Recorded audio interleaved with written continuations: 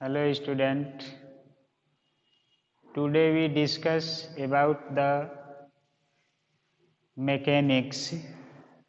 तो इस लेक्चर में हम लोग मैकेनिक्स जो बीएससी फर्स्ट ईयर के कोर्स में रखा गया है, तो मैकेनिक्स एंड वेव मोशन एक पेपर बनाया गया है। इस पेपर को हम लोग एक्सप्लेन करना चाहते हैं। तो इस पेपर में कुछ सिलेबस के बारे में एक इंट्रोडक्शन हुआ है पिछले वीडियो में। इसमें हम लोग एक टॉपिक कवर करेंगे सिलेबस के अकॉर्डिंग कि कौन सा सिलेबस का पॉइंट है और उसको कहाँ तक समझना है, कैसे क्वेश्चन एराइज होंगे। तो फर्स्ट पेपर ऑब्जेक्टिव है, ऑब्जेक्टिव टाइप क्वेश्चन भी करते हैं हम लोग। पहले इस टॉपिक को एक्सप्लेन करते हैं। तो एक टॉपिक दिया गया है जिसका नाम है रेक्टिलिनियर मोशन। इससे पहले frame of reference, inertial frame, non inertial frame के बारे में इंट्रोडक्शन किया गया है। अब हम लोग इसमें रेक्टिलिनियर मोशन क्या है तो देखिए, रेक्टिलिनियर मोशन का मतलब है, जैसे एक नाम है रेक्टिलिनियर मोशन, तो रेक्टिलिनियर मोशन का दूसरा मीनिंग है motion in straight line. Motion in straight line या रेक्टिलिनियर मोशन, या और इसको सिंप्लीफाई किया जाए तो one dimensional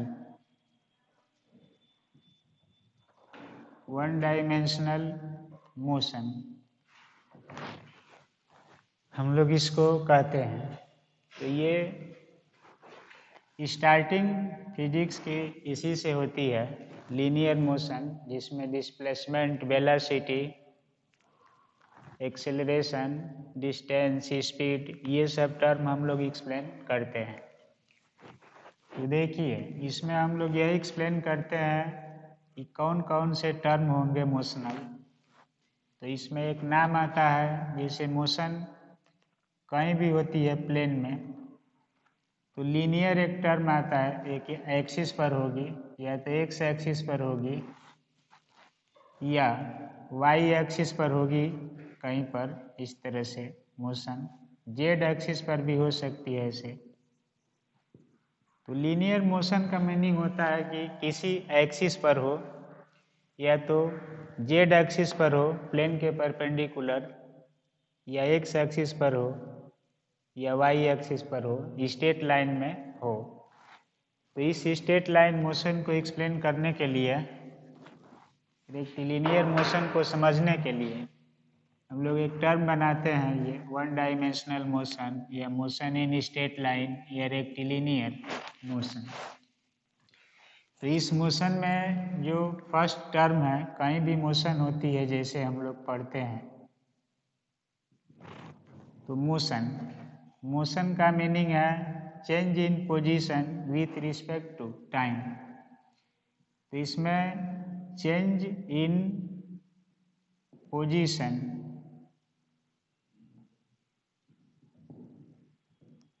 with respect to time, समय के साथ स्थिति में परिवर्तन होता है, तो विथ रिस्पेक्ट टू टाइम, इसको आप लोग कहते हैं मोशन।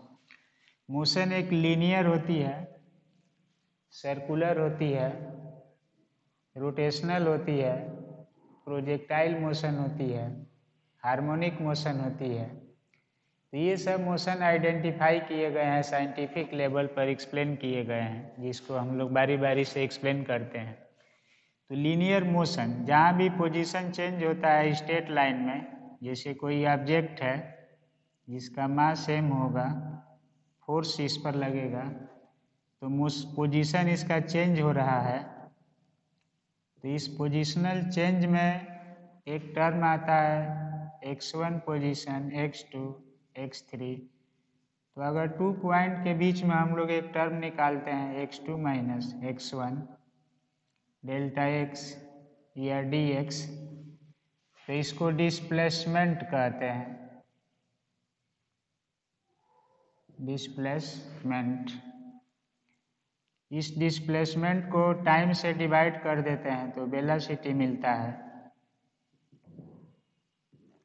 फिर वेलोसिटी को हम लोग टाइम से डिवाइड कर देते हैं तो एक्सेलरेशन मिलता है। फिर एक्सेलरेशन में m से मल्टीप्लाई कर देते हैं तो फोर्स, फोर्स में डिस्प्लेसमेंट से मल्टीप्लाई करते हैं तो वर्क। तो फिजिकल क्वांटिटी जो डिराइव क्वांटिटीज हैं वो इसके कारण जनरेट होने लगती है। तो रेक्टिलिनियर मोशन के थ्रू कौन कौन से टर्म बनते हैं इसको हम लोग कवर करते हैं इसमें। देखिए, मोशन के बारे में सब लोग पढ़ते आए हैं, motion in straight line, rectilinear motion. अब देखिए, एक टर्म आता है मोशन में डिस्प्लेसमेंट।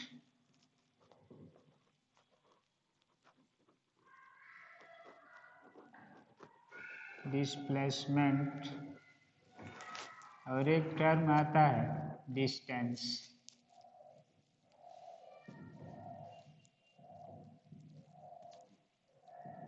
और डिस्प्लेसमेंट, तो डिस्प्लेसमेंट का मीनिंग है कि किसी भी चीज का पोजीशन चेंज होता है तो फाइनल पॉइंट क्या है हमारा, फाइनल पॉइंट और एक इनिशियल पॉइंट।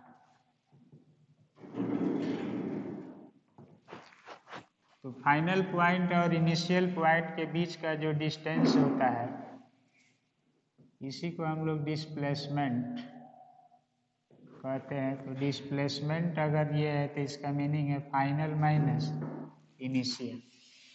और ये शॉर्टेस्ट डिस्टेंस होता है, शॉर्टेस्ट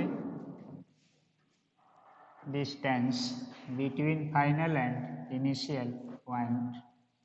जैसे मान लीजिए कोई बस, कोई ऑब्जेक्ट इस तरह से मोशन में है और ये x इक्वल टू 5 और यहाँ पर x इक्वल टू 25 पोजीशन पर है x एक्सिस पर। तो इसका जो डिस्प्लेसमेंट होगा डेल्टा x, ये आप लोग पढ़ते हैं 25 minus 5 equal to 20 metre, centimetre, kilometre के रूप में ये आ जाएगा। अगर कोई ऑब्जेक्ट ऐसे चल रहा है ए से बी और फिर बी से ए आ जा रहा है, अगर ये 5 मीटर है तो इसका डिस्प्लेसमेंट जो शॉर्टेस्ट वैल्यू होगा फाइनल माइनस इनिशियल, तो फाइनली ए पर जा रहा था और ए से ही आ जा रहा था, ये हो जाएगा 0। अगर कोऑर्डिनेट में ऐसे चल रही है कोई बॉडी, ओरिजिन से माइनस कोऑर्डिनेट में जा रही है, इधर प्लस और माइनस वाई, ओरिजिन से अगर ये ऑब्जेक्ट इस डायरेक्शन में चलना शुरू कर देता है और 10 मीटर चलता है इस तरह से, तो ये ओरिजिन 0 पर है और ये 10 पर है, तो इसका डिस्प्लेसमेंट होगा a माइनस ओ, यानी 10 माइनस 0 इक्वल टू 10। तो इसको माइनस में लिया जाएगा, माइनस कोऑर्डिनेट है, वेक्टर क्वांटिटी है, तो ये -10 आ जाएगा। तो डिस्प्लेसमेंट जो होता है ये शॉर्टेस्ट डिस्टेंस होता है, प्लस भी होता है, माइनस भी होता है, 0 भी होता है। इसमें 0 हो गया, इसमें पॉजिटिव है, इसमें निगेटिव है। तो किसी पॉइंट पर अगर मान लीजिए कि हमको ऐसे निकालना है डिस्प्लेसमेंट, ये 3 है, ये 4 मीटर है, तो इनिशियल पॉइंट है ये और ये फाइनल पॉइंट है, तो इनके बीच का शॉर्टेस्ट डिस्टेंस निकाल देंगे कितना होगा, तो ट्राइंगल नियम से निकाल देंगे हम लोग। तो ये A B C, A C displacement है और ये 3 square plus 4 square equal to 9 plus 16 equal to 20, 5 equal to 5 metre होगा डिस्प्लेसमेंट। तो देखिए इसका डिस्टेंस निकालेंगे हम लोग। डिस्टेंस का मतलब होता है total path, total length of path. तो ये आप लोग छोटे क्लास से पढ़ते आ रहे हैं। यहाँ पर जो डिस्टेंस होगा ये सीधे ये भी होगा 20 मीटर। तो यहाँ पर डिस्प्लेसमेंट और डिस्टेंस दोनों सेम मिलेंगे। यहाँ पर आएंगे तो डिस्टेंस डिस्प्लेसमेंट 0 हो गया है, लेकिन जो डिस्टेंस है ये 5 + 5 = 10 मीटर होगा और डिस्प्लेसमेंट 0 हो जाएगा। यहाँ पर आएंगे तो डिस्टेंस डिस्प्लेसमेंट है ये, और ये है डिस्टेंस। इसमें डिस्टेंस आएगा 3 + 4 = 7 मीटर और यहाँ पर डिस्प्लेसमेंट आ रहा है 5 मीटर। देखिए इससे दोनों से ये कंक्लूजन निकलता है, जिसको हमें समझना है। डिस्प्लेसमेंट एक पॉजिटिव क्वांटिटी भी होती है, निगेटिव 0 होती है, वेक्टर होती है और शॉर्टेस्ट डिस्टेंस होती है ये। उसी तरह ये केवल पॉजिटिव होता है, स्केलर होता है और टोटल लेंथ ऑफ पाथ होता है। ये shortest distance between final and initial point होता है। तो दोनों में डिफरेंसेज है। अब दूसरा चीज है कि अगर डिस्टेंस है तो ये बड़ा हो रहा है, यहाँ पर तो बराबर है पी है डिस्प्लेसमेंट के। डिस्प्लेसमेंट के इक्वल है, यहाँ पर ग्रेटर है डिस्टेंस और यहाँ पर भी ग्रेटर है। तो डिस्टेंस आइदर इक्वल और ग्रेटर देन होती है डिस्प्लेसमेंट। तो ये दोनों में से कौन इस नेचर में होगा, वेक्टर स्केलर, इस रूप में मिलता है टर्म। डिस्टेंस ग्रेटर होती है डिस्प्लेसमेंट से और दोनों का रेशियो डिस्टेंस अपान डिस्प्लेसमेंट का जो रेशियो है ये आइदर इक्वल और ग्रेटर देन 1 है। यानी डिस्टेंस बड़ी होगी डिस्प्लेसमेंट से।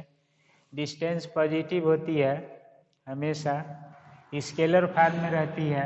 डिस्प्लेसमेंट ±0 होगा, वेक्टर क्वांटिटी होगा। तो ये सब टर्म आते हैं। अब इसके बाद दो नाम आता है इसमें, वेलोसिटी और स्पीड।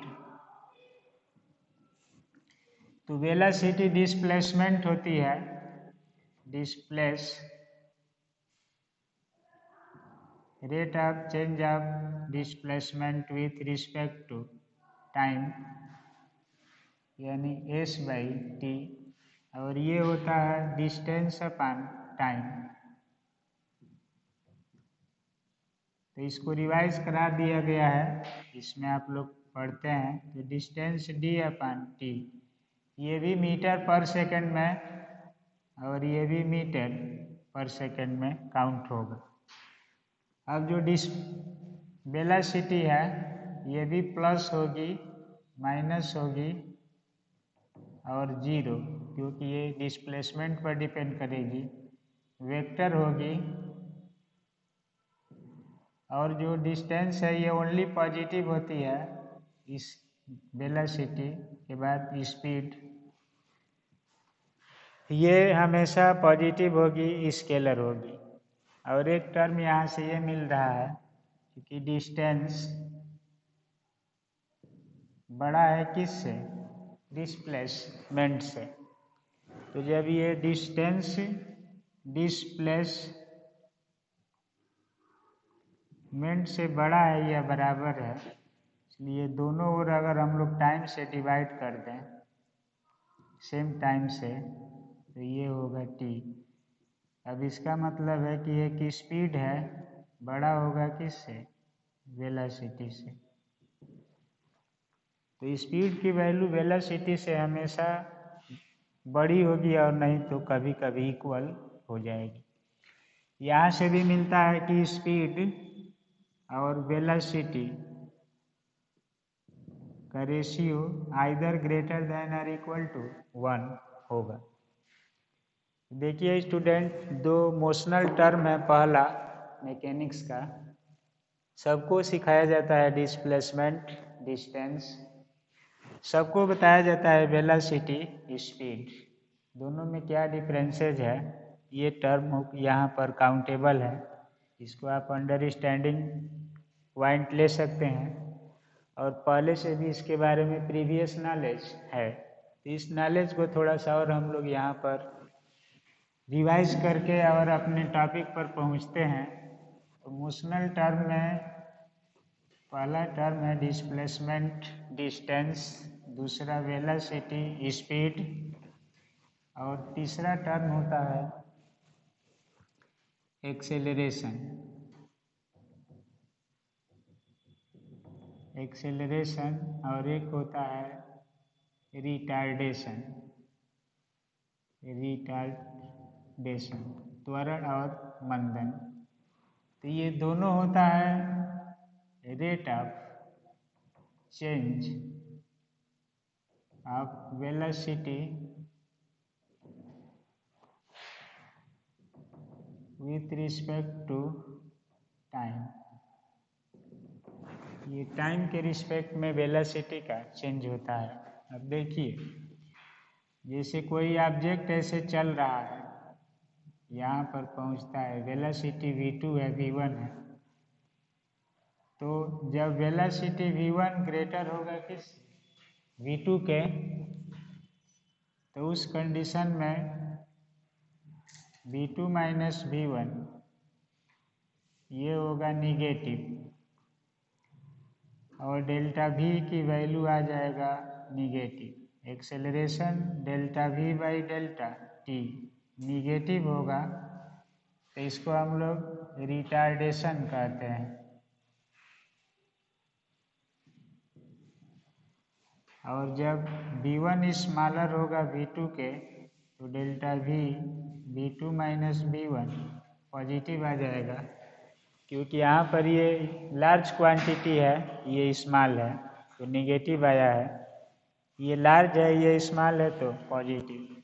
तो इस कंडीशन में delta v by delta t equal to a positive रहेगा ये, और इसका नाम होगा एक्सेलरेशन। एक्सेलरेशन, तो एक्सेलरेशन में टाइम के साथ ये ग्रोथ होता है ऐसे, और रिटार्डेशन में टाइम के साथ ये डिक्रीमेंट होता है। तो ये आप लोगों का एक्सेलरेशन होगा, तो ये होगा रिटार्डेशन। एक में स्लोप निगेटिव आएगा और एक में पॉजिटिव स्लोप मिलेगा, ऐसे थीटा थीटा। तो अब यहाँ पर है टर्म है कि अगर पूछ देता है कि टाइम एक्सेलरेशन ग्राफ का स्लोप किस क्वांटिटी को रिप्रेजेंट करेगा, तो इसका जो स्लोप है ग्राफ का कहीं से निकाल सकते हैं। तो स्लोप का मीनिंग है y बाई एक्स, तो y एक्सिस पर एक्सेलरेशन है और ये t है, तो एक्सेलरेशन का मीनिंग है मीटर पर सेकेंड स्क्वायर और इसका मीनिंग है सेकेंड, तो मीटर पर सेकेंड क्यूब। अब देखिए किस क्वांटिटी का यूनिट मीटर पर सेकेंड क्यूब होगा ये नहीं पता है, यह नॉन क्वांटिटी है, यह कह सकते हैं कि नो फिजिकल क्वांटिटी कोई फिजिकल क्वांटिटी नहीं है ये। दूसरा है कि इसको अगर हम लोग रिटार्डेशन को पढ़ते हैं, इक्वेशन को पढ़ते हैं, दूसरा टर्म है कि अगर इस ग्राफ का एरिया निकालते हैं हम लोग, एरिया का मीनिंग है हाफ बेस इंटू हाइट। तो 1/2 का कुछ यूनिट नहीं होगा, बेस है t और हाइट है a, तो इसका मान हो गया 1/2 का कोई यूनिट नहीं है सेकेंड और मीटर पर सेकेंड स्क्वायर, तो ये हो गया मीटर पर सेकेंड। अब ये बता देगा वेलोसिटी। तो इसे पूछ देता है कंपटीशन में भी कि टाइम और एक्सेलरेशन ग्राफ का एरिया किस क्वांटिटी को बताता है। तो ये कौन सी क्वांटिटी आ गया, वेलोसिटी। और स्लोप किसको बताता है, तो ये वाई एक्सिस है, ये एक्स, वाई एक्सिस पर ये है, एक्स एक्सिस पर टी है। तो इससे पता चलता है कि किसी भी क्वांटिटी को रिप्रेजेंट नहीं करेगा। तो एक्सेलरेशन रिटार्डेशन का जो ग्राफ है उसका स्लोप और एरिया फाइंड करने से किस क्वांटिटी के बारे में जानकारी मिलती है, ये हम लोग इसमें एक्सप्लेन करते हैं। आप देखिए, इसके बाद ग्राफ है, मोशन का ग्राफ होता है। तो ग्राफ में दो चीज़ का हम लोग डिस्कशन करते हैं, एक डिस्प्लेसमेंट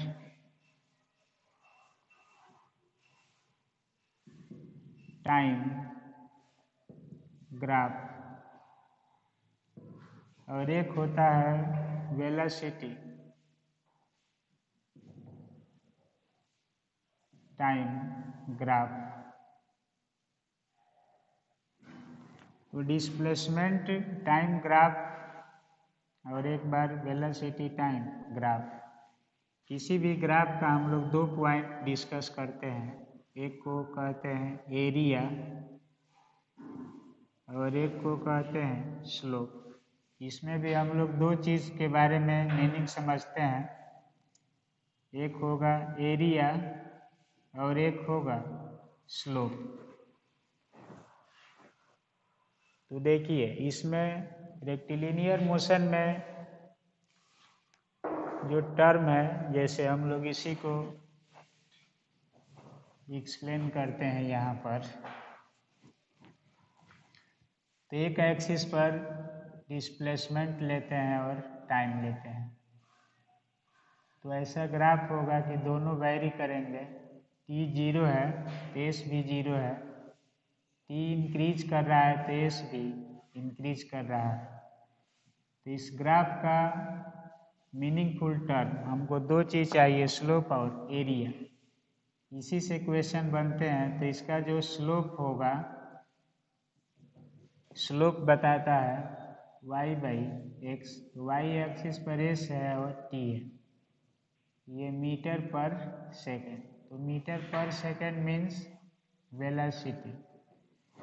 तो डिस्टेंस टाइम ग्राफ का स्लोप बताता है वेलोसिटी। अगर इसका एरिया निकालते हैं हम लोग, ग्राफ कैसा भी हो सकता है, इस तरह भी ले सकते हैं, ऐसे ग्राफ टाइम है और ये एस है, तो ये एरिया को कवर करेगा, मीटर इंटू सेकेंड। तो एरिया का मीनिंग हो गया a into T, B S into T, ये मीटर होगा और ये सेकेंड। तो मीटर इंटू सेकेंड का मतलब है कि नो एनी क्वांटिटी, कोई क्वांटिटी नहीं है जिसका यूनिट मीटर सेकेंड हो, तो नो एनी क्वांटिटी। तो डिस्प्लेसमेंट टाइम ग्राफ का जो स्लोप है मीनिंगफुल है, इसे एक मीनिंग निकाल सकते हैं। ये क्वेश्चन बन कर आता है कि वेलोसिटी अगर फाइंड करना है डिस्प्लेसमेंट टाइम ग्राफ से, तो हम किसकी कैलकुलेशन करेंगे। तो वेलोसिटी टाइम ग्राफ का जब स्लोप निकलेगा तो किसको रिप्रेजेंट करेगा, वेलोसिटी को करेगा। और वेलोसिटी तो मिल जाएगी इससे, अगर इसका एरिया निकालते हैं हम लोग इस ग्राफ का कहीं से भी ट्राइंगल शेप में या स्क्वायर शेप में, तो हमें कोई क्वांटिटी नहीं मिली, क्योंकि किसी भी क्वांटिटी का यूनिट मीटर सेकेंड नहीं है। इसी से क्वांटिटी पहचान में आती है, यूनिट से। तो वेलोसिटी मिलती है स्लोप से, और एक्सेलरेशन निकालने से कोई क्वांटिटी नहीं मिलती है। तो वेलोसिटी टाइम ग्राफ और डिस्प्लेसमेंट टाइम ग्राफ दो की चर्चा करना है। तो डिस्प्लेसमेंट टाइम ग्राफ का स्लोप वेलोसिटी को बताता है, और एरिया किसी क्वांटिटी को रिप्रेजेंट नहीं करती है।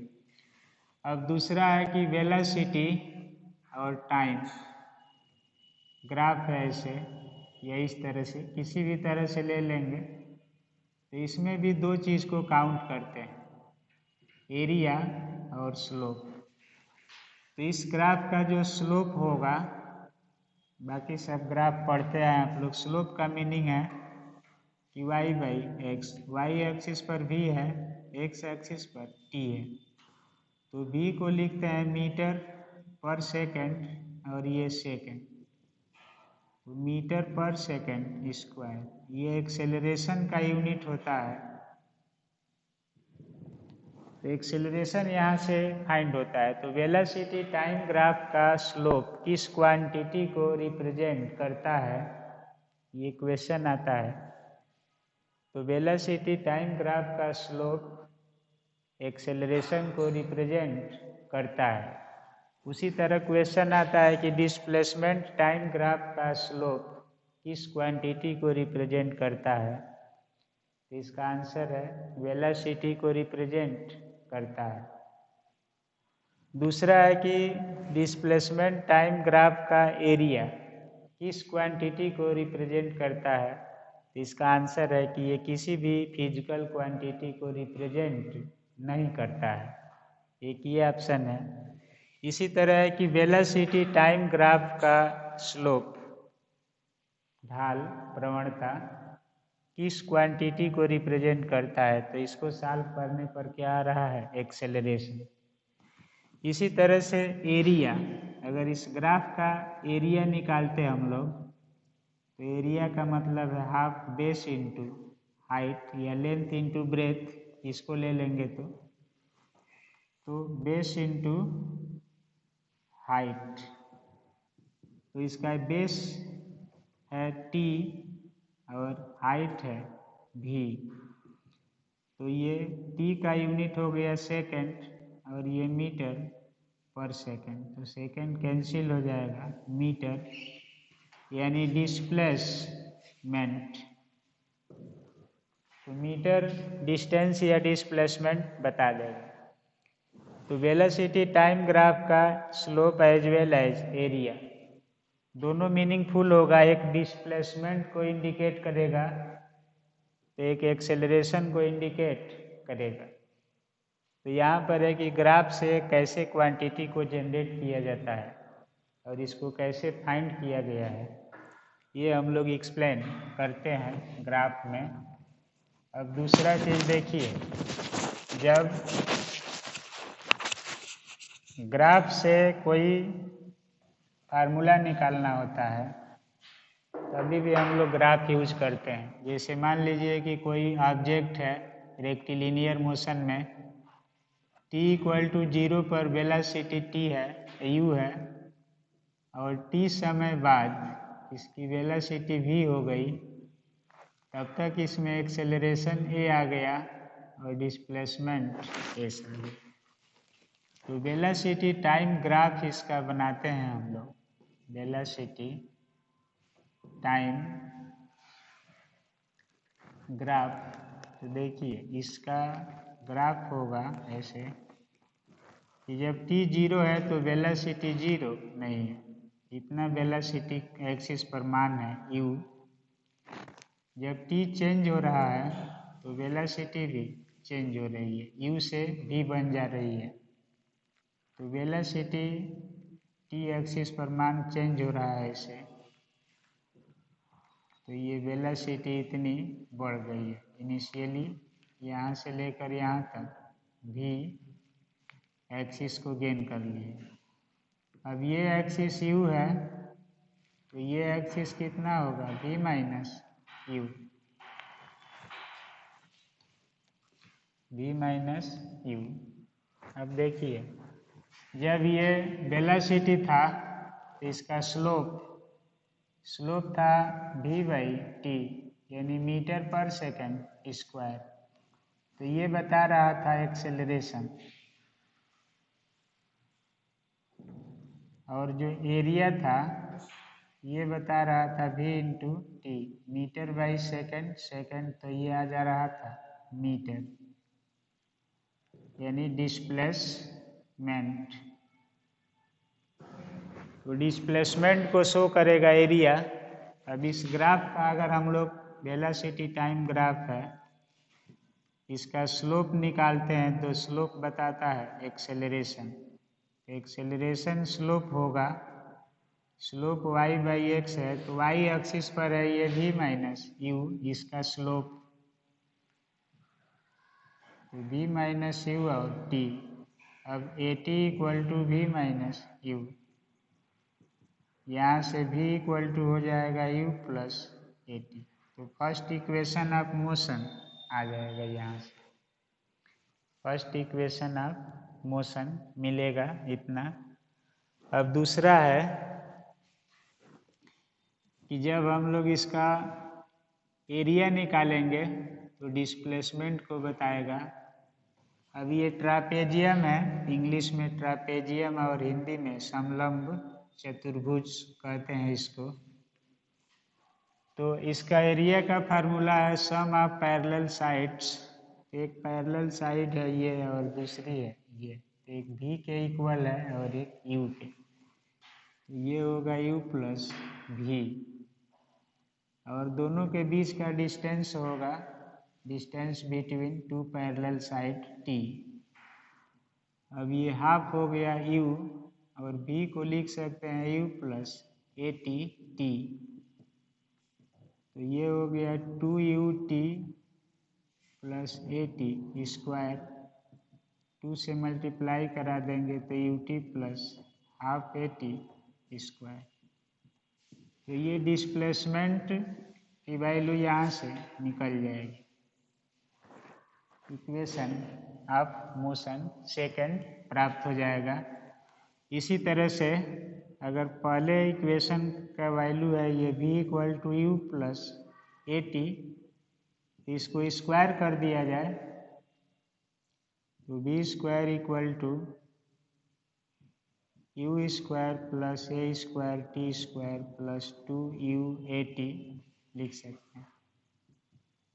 अब v स्क्वायर यू स्क्वायर हो गया, इसमें से 2a को कॉमन कर लें तो यहाँ बचेगा ut प्लस यहाँ बचेगा हाफ ए टी स्क्वायर। अब ये यू स्क्वायर हो गया 2a और ये हो गया s का मान है you square plus 2as v square. तो ये थर्ड इक्वेशन ऑफ मोशन मिल जाएगा इसे। तो ग्राफ का स्लोप एरिया निकालने से कौन सी क्वांटिटी इसमें निकलेगी, ये सब प्रॉपर्टी हम लोग पढ़ सकते हैं रेक्टिलिनियर मोशन। अब ये इक्वेशन ऑफ मोशन कैसे अप्लाई होते हैं इनको हम लोग सीखते हैं कि कब कौन सा इक्वेशन यूज किया जाता है।